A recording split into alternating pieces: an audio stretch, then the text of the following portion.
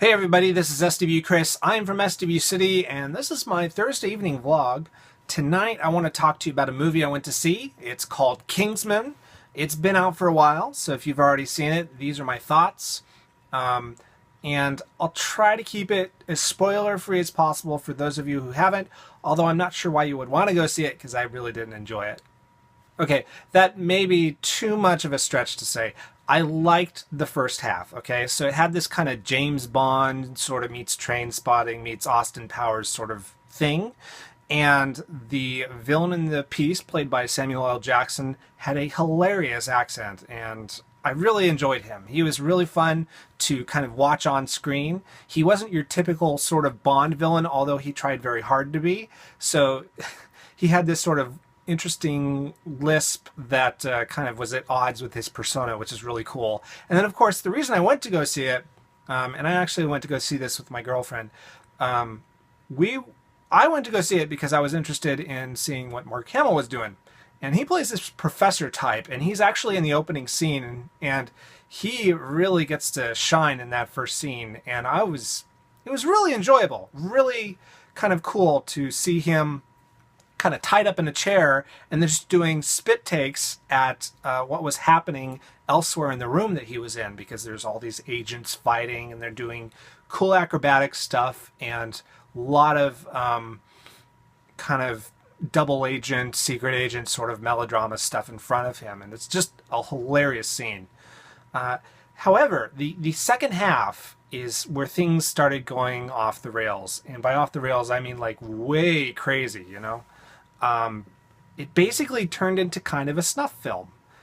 It's almost as if the scriptwriter took the groups of people he disliked the most, contorted them out of all reality, and turned them into like this sort of grotesque sort of cartoon, even harmed the logic of his own kind of preaching that he was trying to do, and then proceeded to kill them all on screen in like beautiful, glorious, gory action.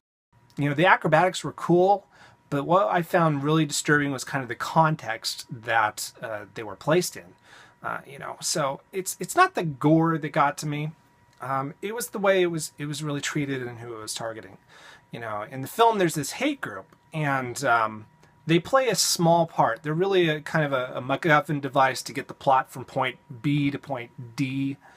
And 5 years ago, this hate group would have been like neo-Nazis or Klansmen or something like that, right?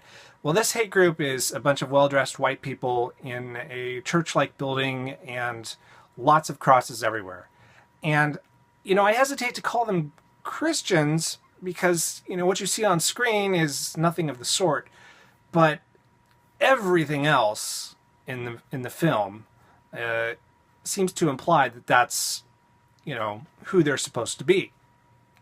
And then the other sort of nebulous villainous group in the film is actually at the finale, and we have a lot of, this is kind of party of wealthy people being depicted as fairly greedy and self-serving and conniving kind of individuals. And it just, the way it worked made no sense even in the structure of the film, because of the way the film is going to end if the bad guys win. If wealthy people are really kind of greedy and evil sorts of individuals, they're going to want somebody to oppress, right? And the logic of the plot sort of, I don't think this was intentional, but it sort of leaves no doubt that there wouldn't be very many people to oppress at the end of the film if they get their way. So that sort of kind of undermines the whole point of being greedy and evil, right? So how does the plot work again? It's just, I think that's the part where the film kind of gets in the way, where the film's preaching gets in the way of its own story. There was this thing about being a gentleman, and this is really the whole theme of the movie, or at least it was supposed to be, and it is actually a very good message. I actually approve of the message. I mean, it's a gentleman is not defined by where he was born, where he came from, his past.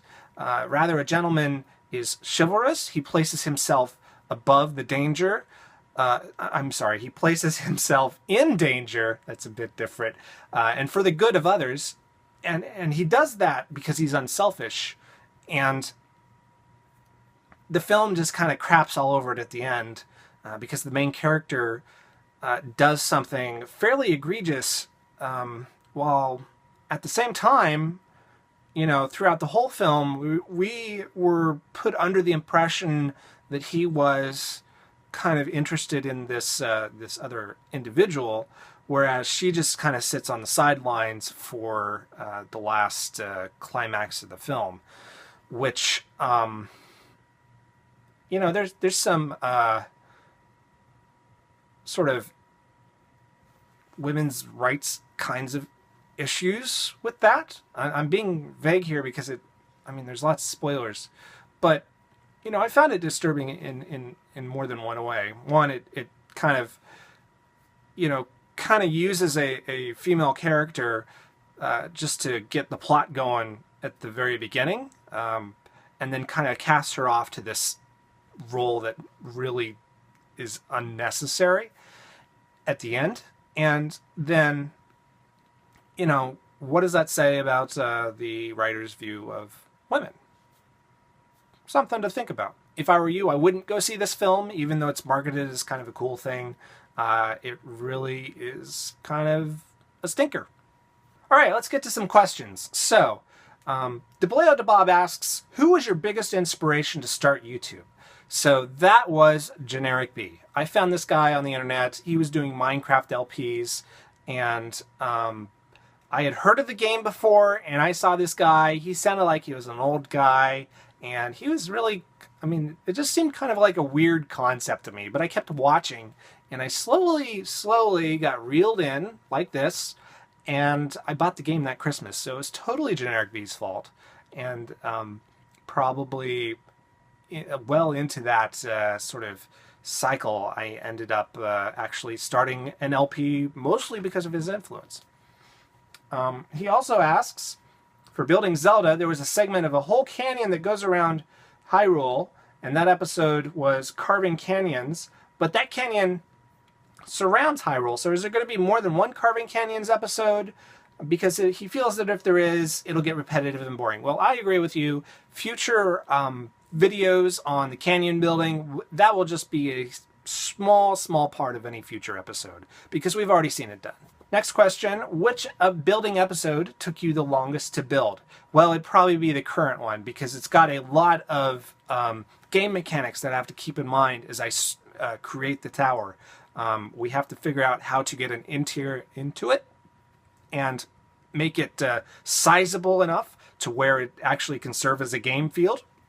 We also have to make it fit on the outside so that it looks realistic as a tower onto the castle. And those two things don't actually mesh together, so I'm having to build it with some certain tricks in mind that we may eventually do on camera. We'll see. Anyway, that's going to be it for this vlog. If you have any questions or comments, please leave them in the comments section below, and I'll get to them next week. Actually, you know what? Let's change that. I want to get to them in 2 weeks. I've been feeling a little burned out on the vlogging, so I want to take a break and just kind of recharge my creative batteries. So for the vlog, look forward in 2 weeks, and we'll see you then. Thank you very much for watching. Remember, I do these videos to one-up your life and to brighten your day. So if I've done that, please leave a like. It really helps me out, and it also means that you'll see more of my videos in your sub box feed. Anyway, my name is SWChris. Auf Wiedersehen, arrivederci, hasta la vista, bye-bye.